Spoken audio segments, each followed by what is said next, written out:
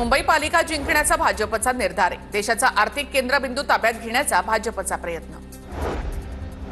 पालिका निवडणुकीमध्ये 227 पैकी 100 जागांवर शिवसेनेचा दावा। माजी नगरसेवकांना सज्ज राहण्याच्या शिंदेंच्या सूचना।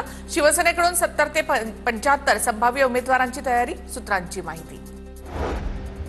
आज रायगड आणि रत्नागिरी जिल्ह्याला पावसाचा रेड अलर्ट, तर मुंबई, पुणे, नाशिक, सातारा आणि कोल्हापूर, सिंधुदुर्गसह नगर जिल्ह्याला ऑरेंज अलर्ट जारी, हवामान खात्याचा अंदाज। आज मुंबई, ठाण्यासह पालघरला वादळी वाऱ्यासह मुसळधार पावसाचा अंदाज, हवामान खात्याचा इशारा, नागरिकांना सतर्क राहण्याचं आवाहन। सकाळपासूनच मुंबईसह उपनगरामध्ये ढगाळ वातावरण, हवामान विभागाकडून मुंबईला पावसाचा ऑरेंज अलर्ट।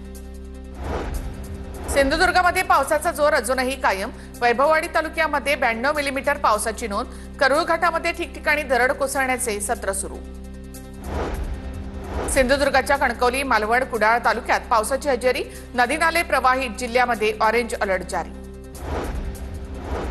मुसळधार पावसामुळे साताऱ्याच्या कराड तालुक्यामधील डळेवाडी खिंडीमध्ये दरड कोसळली, डळेवाडी खिंडीमधील वाहतूक काल रात्रीपासून ठप्प। सातारा जिल्ह्यामध्ये अवकाळी पावसाचा तडाखा, जिल्ह्यामध्ये अनेक शेतकऱ्यांचं मोठं नुकसान, भाजीपाला शेतात सडून जाण्याची शक्यता, शेतकरी हवालदिल। कोल्हापूरमध्ये मुसळधार पावसामुळे कृष्णा आणि पंचगंगा नदीच्या पाण्याच्या पातळीमध्ये वाढ, मुख्यमंत्री देवेंद्र फडणवीस विविध विकास कामांच्या उद्घाटनासाठी कोल्हापूरच्या दौऱ्यावर, पावसातही पोलिसांचा मोठा बंदोबस्त। हिंगोलीमध्ये सततच्या पावसामुळे भाजीपाला उत्पादक शेतकरी अडचणीत, 2 एकरवरील कोबी पिकावर शेतकऱ्यांना रोटावेटर फिरवला।